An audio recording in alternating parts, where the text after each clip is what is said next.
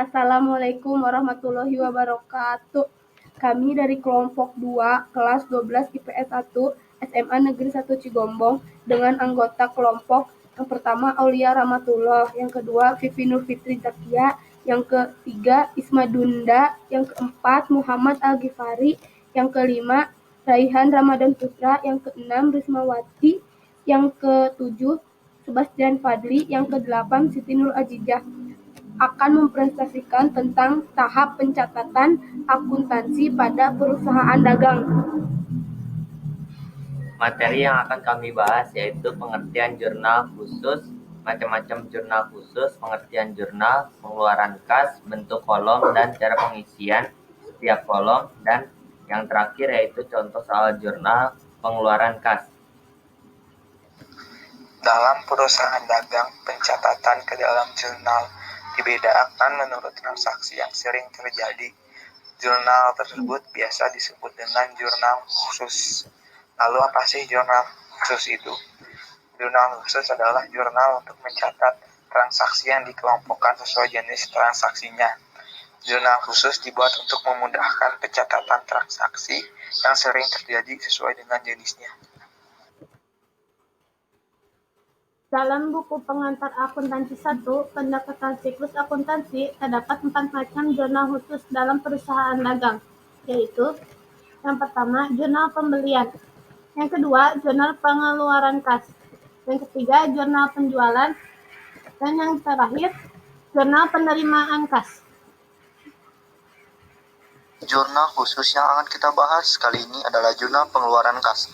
Jurnal pengeluaran kas adalah jurnal khusus yang digunakan untuk mencatat semua pengeluaran kas. Jadi, jurnal pengeluaran kas hanya digunakan untuk mencatat semua transaksi yang dapat mengurangi kas perusahaan. Transaksi apa saja?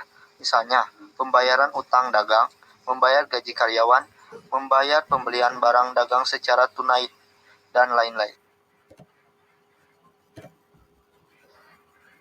Kemudian bagaimana bentuk kolom jurnal pengeluaran kas? Bentuk kolomnya seperti ini. Lalu bagaimana cara pengisian untuk setiap kolom jurnal pengeluaran kas? Cara pengisiannya yaitu yang pertama, kolom tanggal digunakan untuk mencatat tanggal terjadinya transaksi. Yang kedua, kolom no bukti digunakan untuk mencatat nomor bukti transaksi. Yang ketiga, kolom keterangan digunakan untuk mencatat keterangan transaksi yang terjadi. Yang keempat, kolom ref digunakan untuk memberikan tanda yang berkaitan dengan pemostingan transaksi ke buku besar. Yang kelima, kolom utang dagang digunakan untuk mencatat pembayaran utang dagang. Yang keenam, kolom pembelian digunakan untuk mencatat nilai pembelian barang dagang yang dilakukan secara tunai. Yang ketujuh, kolom nama akun digunakan untuk mencatat jenis akun yang tersedia. Contohnya adalah akun perlengkapan jika terjadi pembelian perlengkapan secara tunai. Yang kedelapan, kolom jumlah digunakan untuk mencatat nilai nominal dari jenis akun yang berkaitan.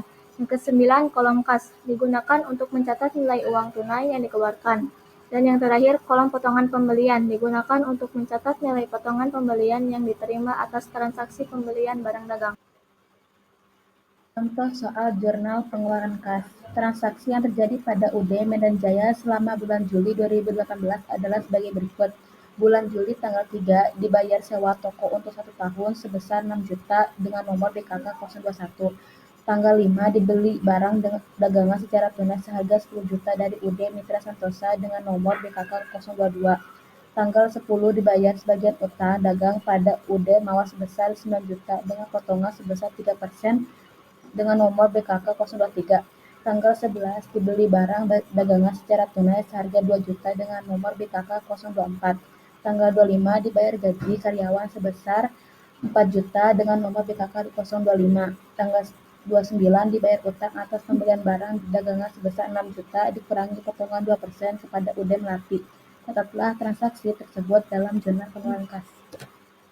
Transaksi tersebut dimasukkan ke dalam jurnal pengeluaran kas.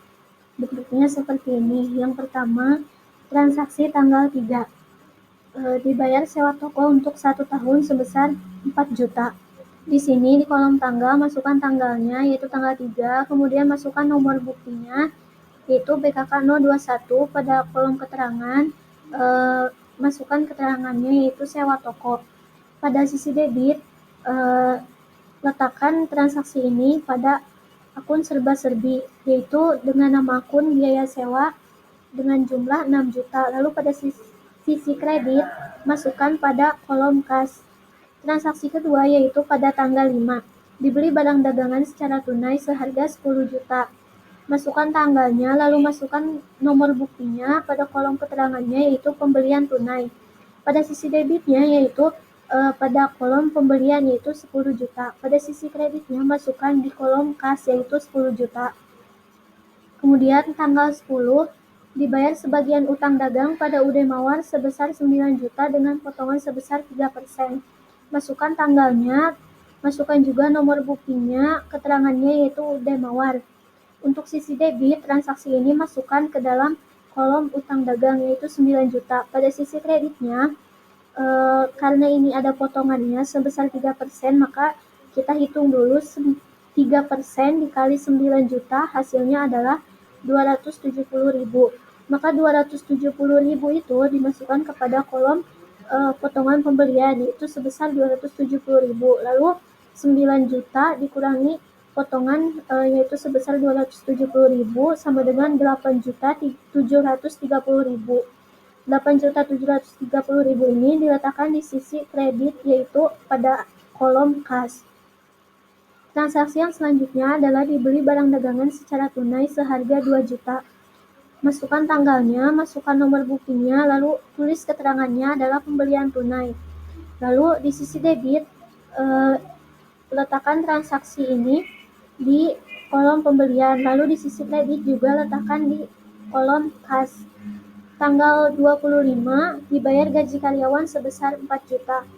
Masukkan tanggalnya 25 dengan nomor bukti BKK 025 dengan keterangan gaji karyawan. Gaji karyawan ini masuk ke akun serba-serbi, yaitu biaya gaji dengan jumlah 4 juta. Pada sisi kreditnya juga di kolom kas 4 juta. Transaksi yang terakhir adalah dibayar utang atas pembelian barang dagangan sebesar 6 juta dikurangi potongan 2% kepada UD Melati, yaitu dicantumkan tanggalnya di sini, juga ditulis nomor buktinya, lalu keterangannya UD Melati. Di sisi debitnya diletakkan di akun utang dagang karena ini dibayar utang atas pembelian barang dagangan, berarti sama dengan utang dagang. Lalu di sisi kreditnya di sini ada potongan 120.000 karena didapatkan dari 2% dikali 6 juta sama dengan 120.000. Lalu 6 juta dikurangi 120.000 sama dengan 5.880.000. Jadi jumlahnya pada sisi debit kita hitung pada kolom utang dagang adalah 15 juta. Pada kolom pembelian yaitu 12 juta, pada kolom jumlah di akun serba-serbi adalah 10 juta. Jika kita tambahkan hasilnya di sisi debit adalah 37 juta. Lalu kita hitung di sisi kredit jumlahnya.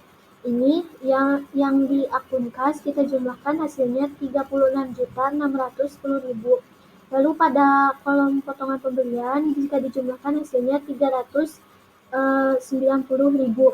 Pada sisi kredit jika dijumlahkan hasilnya sama dengan 37 juta juga. Jadi harus sama antara akun debit, antara sisi debit dengan sisi kredit hasilnya sama 37 juta, berarti itu sudah benar. Lalu ini adalah dokumentasinya saat kita mengerjakan tugas presentasi ini. Sekian dari kelompok kami. Kurang lebihnya mohon dimaafkan. Wassalamualaikum warahmatullahi wabarakatuh.